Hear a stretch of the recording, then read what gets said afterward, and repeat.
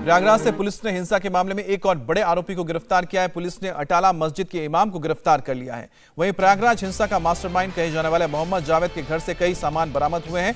अवैध हथियारों के अलावा भड़काऊ पोस्टर, आपत्तिजनक साहित्य भी घर से बरामद किए गए हैं। इतना ही नहीं, इस्लाम पर पाकिस्तान से जुड़े रिसर्च पेपर भी मिले हैं। अब पुलिस ने अपनी जांच का दायरा बढ़ा दिया है। वो बरामद चीजों की अब एक एक लाइन पढ़ रही है, समझ रही है और जानने की कोशिश करे कि हिंसा के तार कहां तक जुड़े हैं और पुलिस हर गुत्थी को सुलझाने में जुटी है।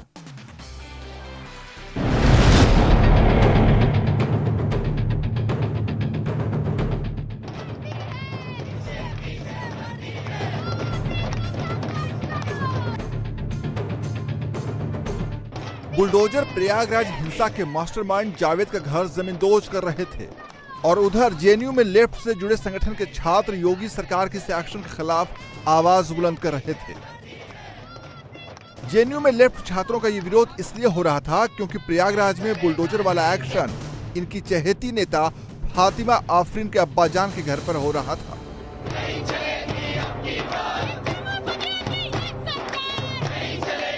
फातिमा आफरीन प्रयागराज दंगे के मास्टरमाइंड जावेद मोहम्मद उर्फ जावेद पंप की बेटी है, जो जेएनयू में पढ़ती है और छात्र नेता भी है। आज भी जेएनयू के ये छात्र दिल्ली में जंतर मंतर और यूपी भवन के सामने प्रदर्शन करने वाले हैं।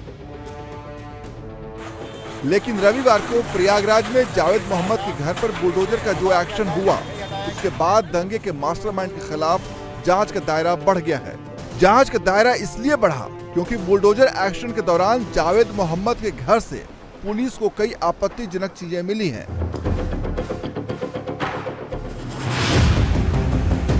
शुक्रवार की हिंसा के बाद रविवार को प्रयागराज में योगी का बुलडोजर जमकर गरजा। करीब 4 घंटे के ऑपरेशन में 2 बुलडोजर से दंगे के मास्टरमाइंड जावेद मोहम्मद के घर के अवैध हिस्से को जमींदोज कर दिया गया। लेकिन इस एक्शन से पहले पुलिस ने घर के सामान बाहर निकाले तो वहां से ऐसी चीजें मिली जिसने पुलिस के होश उड़ा दिए।